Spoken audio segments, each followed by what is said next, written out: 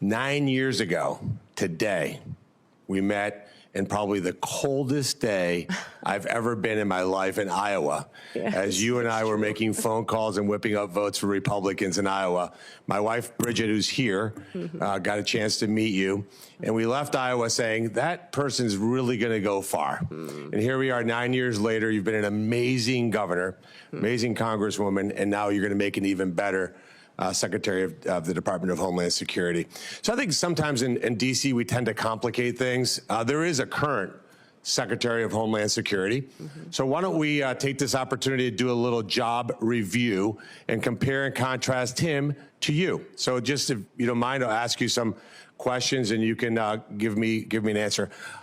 Secretary Mayorkas allowed you said it, just about 400 people on a terror watch list to come into this country illegally. If you were confirmed as Secretary of Homeland Security, how many people on the terror watch list would you allow into this country?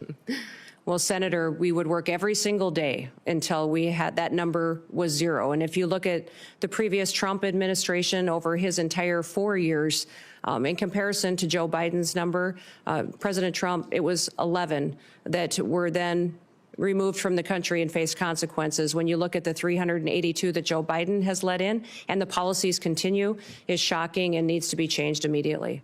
Mayorkas let in about 12,000 murderers. How many would you target to let into this country? My goal every day would be to have no murderers allowed into this country and our communities. Mayorkas allowed 16,000 rapists. How many would you target to let in? Every day I'd work to make sure that there was none let into this country. He let 600,000, Mayorkas, 600,000 people with criminal convictions. How many would you allow in? We would work every day to make sure people are safe and that those with criminal convictions are immediately removed. How many private jets would you have the United States taxpayers have fly into foreign countries to pick up people to bring them here? Yeah, Senator, we will no longer be undertaking that mission at the Department of Homeland Security. So not 700,000 individuals on private jets over the last 4 years. You would not have any? No. I'll be working with President Trump to put in place his agenda in adherence to our federal laws. And how many illegals will you plan to house in luxury hotel rooms in Manhattan at a cost of $6,000 per month? Sir, clearly, Senator, during this election, the American people said they did not support that and that that would not be a part of this new administration. How about sex change operations for illegals? How many of those would you suspect you would fund? Senator, I believe that the Department of Homeland Security will be reevaluating its mission in this country to not allow that going forward under President Trump's goals. And if you had an illegal migrant that was in this country and they committed a crime, would you offer them airfare from one state to another to evade law enforcement? Sir, I will be following this nation's laws and the Constitution and make sure that all laws are adhered to. And if you had been the head of the Department of Homeland Security a year or so ago, would you have closed a detention center in Georgia that would have allowed the release of somebody charged with a crime? Sir, I don't have the specifics to that situation, but certainly that would not be something that I would want to have under my watch. So just to be clear, Laken Riley would be alive today if you had been the Secretary of Homeland Security. Senator, my hope is that that would be true, yes. Let's switch to another part of the disgraceful immigration laws that Biden and Mayorkas, who objectively, by the way, objectively has been the worst cabinet member ever in the history of the United States of America. Let's talk about temporary protective status. Temporary being the operative word. Mayorkas and Biden just extended temporary protective status again through 2027. Will you continue to corrupt TPS to allow some sort of open borders agenda? And will you use hot weather of 80 degrees and sunny beaches in El Salvador as a reason why people have to stay in America and not safely return? Yeah, Senator, this program has been abused and manipulated by the Biden administration, and that will no longer be allowed to allow that and these extensions going forward the way that they are. The program was intended to be temporary, and this extension of over 600,000 Venezuelans as well is alarming when you look at what we've seen in different states, including Colorado, with gangs doing damage and harming the individuals and the people that live there.